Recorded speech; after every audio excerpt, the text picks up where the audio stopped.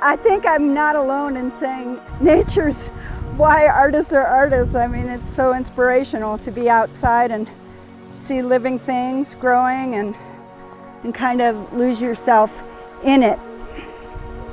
So when I'm out, I'm always looking for, you know, just that spot where it just feels like everything is having a nice, you know, connection. The trees, the rocks, the land, water, whatever I'm looking at, it's just kind of finding something that just seems like it's having a, sometimes it's harmonious, sometimes it's chaotic, sometimes it's both.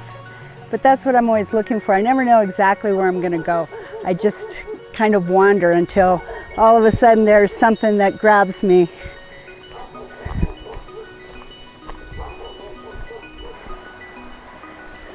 Now this in here is a real pretty spot.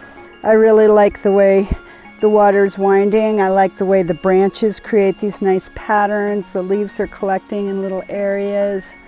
The light's coming through, so you've got all this nice shadow from branches and leaves. I don't know, it just kind of has a nice feel to it. I don't paint for a while. I do drawings for maybe an hour, sometimes two, just to really kind of get a sense of what's really around me, more than just that first impression. It's just so wonderful to be outside and be in really almost any kind of nature. I always think, well, if I paint something today that's worthwhile, that's just, you know, icing on the cake. The really nice part is just being here.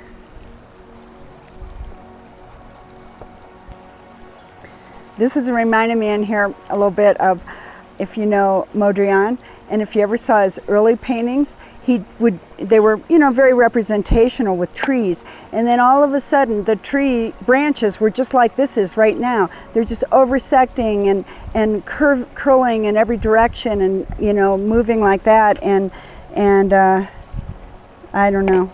I love that, you know, that period he had, and I can see totally why it took him to his later work.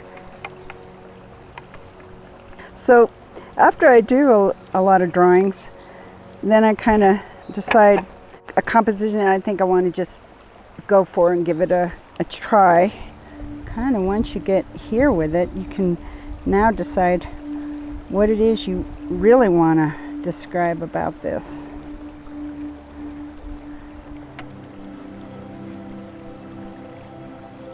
You know, people always say, oh, you know, you really use your imagination, or you're really expressive with color. I don't really think I am. I really like to just really look at, there's just so many colors right here that are much more interesting than anything I'd make up. So I don't really make much up. But once it gets kind of simplified into, you know, certain forms and shapes, maybe it looks that way a little bit more. I don't know. And, you know, I don't feel like obligated necessarily to do it exactly like it is, but I just want to get a little sense of it.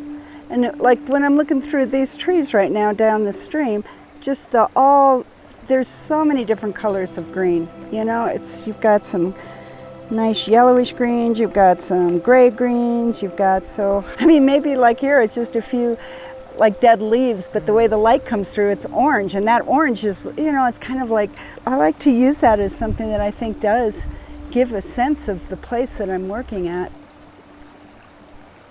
When you're standing someplace like this, just the lines of the water going through are really nice.